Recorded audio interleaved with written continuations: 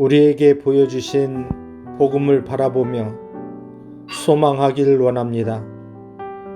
우리의 모든 상황과 환경 속에서 소망을 지켜내며 오늘도 하나님의 이야기가 쓰여지는 하루가 되기를 원합니다.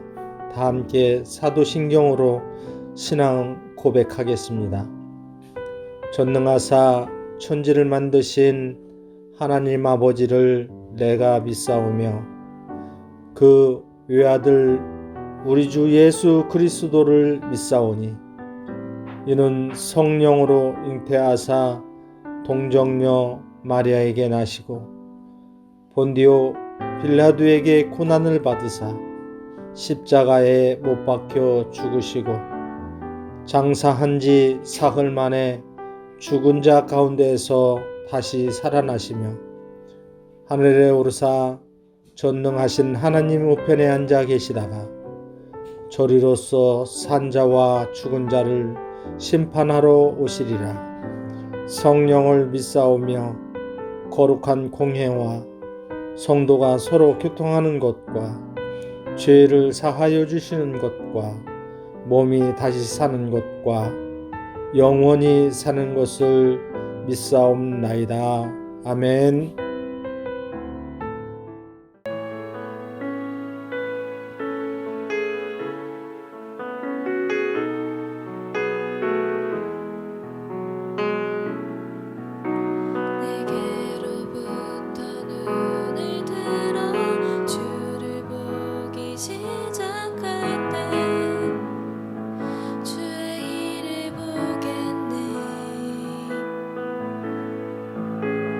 작은 마음 돌이키사 하늘에 꿈꾸게 하네.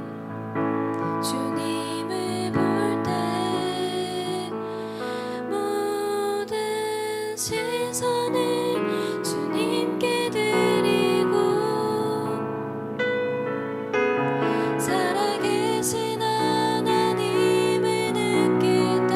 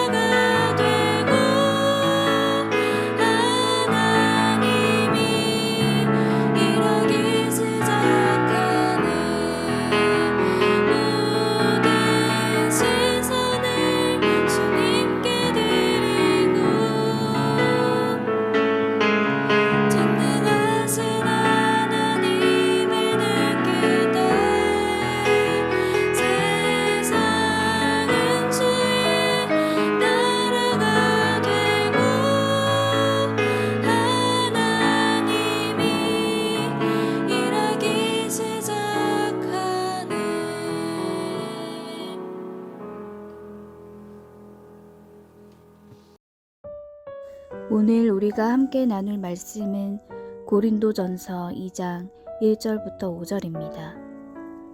형제들아, 내가 너희에게 나아가 하나님의 증거를 전할 때에 말과 지혜의 아름다운 것으로 아니하였나니 내가 너희 중에서 예수 그리스도와 그가 십자가에 못 박히신 것 외에는 아무것도 알지 아니하기로 작정하였습니다.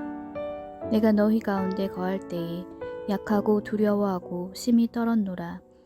내 말과 내 전도함이 설득력 있는 지혜의 말로 하지 아니하고 다만 성령의 나타나심과 능력으로 하여 너희 믿음이 사람의 지혜에 있지 아니하고 다만 하나님의 능력에 있게 하려 하였노라.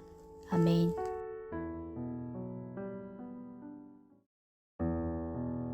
반갑습니다. 오늘 고린도전서 2장 1절부터 5절까지를 중심으로 시선이라는 주제의 말씀을 함께 나누겠습니다. 우리는 앞장에서 지혜와 자랑에 대해 묵상했습니다. 사람은 자신의 지혜로 모든 것을 할 수 있을 것처럼 생각하고 그래서 자신의 지혜를 발휘하고 완성하려고 하지만 사실 사람의 어떤 지혜도 사람을 살릴 수는 없습니다. 당장 자기 자신조차 살릴 수가 없습니다. 그러나 반대로 사람들이 미련하다고 말하고 무시하는 하나님의 복음, 예수 그리스도의 오심으로만 모두를 살릴 수가 있습니다. 그래서 우리가 자랑해야 하는 것이 있다면 그것은 우리가 가진 알량한 무언가가 아니라 오직 우리에게 대한 하나님의 사랑입니다. 하나님은 우리를 사랑하셔서 우리에게 먼저 다가오셨고 우리를 위해 십자가 죽음을 담당하셨습니다. 그분이 예수님이십니다. 그렇게 예수님의 오심을 기억하고 기념하는 것이 성탄절입니다. 그래서 사실 성탄절은 날짜의 문제가 아니라 예수님의 오심을 기억하는 것, 그것이 그 핵심입니다. 지난 주일에 한 목사님께서 말씀하신 것처럼 성탄절에는 그래서 우리가 무언가를 하려고 하는 것 이전에 우리에게 대한 하나님의 사랑, 말씀에 순종하셔서 이 땅에 오신 예수님, 그 마음을 기억하는 것이 훨씬 더 중요한 문제인 것이죠. 바울은 오늘 본문에서도 그 사실을 정확하게 이렇게 설명합니다. 1절입니다. 형제들아, 내가 너희에게 나아가 하나님의 증거를 전할 때에 말과 지혜의 아름다운 것으로 아니하였나니 내가 너희 중에서 예수 그리스도와 그가 십자가에 못 박히신 것 외에는 아무것도 알지 아니하기로 작정하였으며. 여러분, 바울 서신을 우리가 묵상할 때마다 깜짝 놀라게 되는 것은 바울 신학의 모든 것이 오로지 예수 그리스도를 향하고 있다는 사실 때문입니다. 우리는 자주 복음 외의 것들을 찾으려고 할 때가 많습니다. 이미 진리는 소유하고 있고 나는 이미 구원받았다. 그러니까 이 땅에서 더 잘 먹고 잘 살아보기 위한 대단한 삶의 지혜나 성공하는 방법도 복음과 함께 같이 얻을 수 있다면 그거야말로 그 일거양득이야말로 더 좋은 게 아니겠는가? 이렇게 생각을 하는 거죠. 그러나 바울은 그런 생각들을 철저하게 배격합니다. 물 한 잔을 자랑할 생각하지 말라는 거죠. 오직 예수 그리스도만이 우리의 생명이고 우리를 영원히 살게 할 멈추지 않는 생수의 강이라는 겁니다. 그래서 1장에서는 자신에게 세례받은 사람이 많지 않다는 사실에 대해 감사를 했었다면 2장에서는 대단한 미사어구나 또는 엄청난 논리 그리고 사람들의 감성을 자극할 만한 어떤 외침이나 표정이나 몸짓이 아니라 오직 예수 그리스도와 그가 십자가에 못 박히신 것만 외쳤다 이렇게 이야기하고 있는 겁니다. 우리는 예수님을 소유한 자들입니다. 그러나 그 이름이 가지는 예수라는 이름이 가지는 크기가 어떤 것인지 잘 모를 때가 너무 많습니다. 그래서 나오는 현상이 기도해서 복받겠다, 기도해서 좋은 것을 얻겠다 라고 주장하는 건데 도대체 예수님의 이름이 가지는 생명력과 그 크기와 그 깊이가 얼마나 크고 넓고 깊은 것인지를 몰라야 예수의 이름으로 이 땅에 속한 것을 더 많이 얻어보겠다고 따라다니고 있냐는 거죠. 우리가 예수의 이름을 가지게 된 이상 우리가 예수님의 복음을 우리 손에 가지게 된 이후로 우리에게는 이제 그 어떤 것도 필요가 없습니다.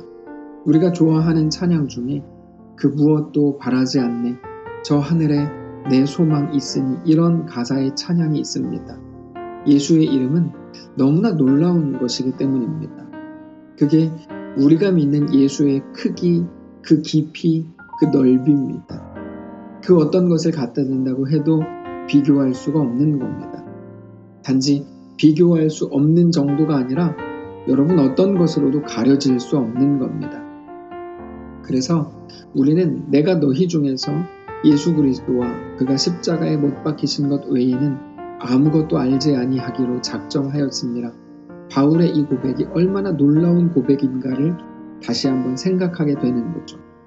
사실 바울은 어떻게 보면 모든 것을 가졌던 사람이었습니다. 바울은 스펙도 좋았고 마음만 먹으면 그 시대를 얼마든지 편안하게 살 수 있었던 사람입니다. 그런데 그렇게 하지 않습니다.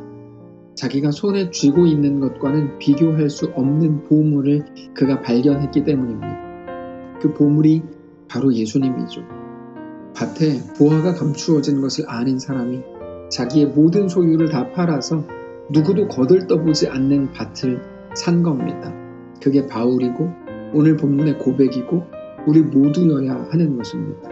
그래서 바울은 오히려 자기의 약함이 하나님의 강하심을 드러낸다면 그거야말로 자기 자신에게도 가장 놀랍고 복된 일일 거라고 말합니다. 3절입니다.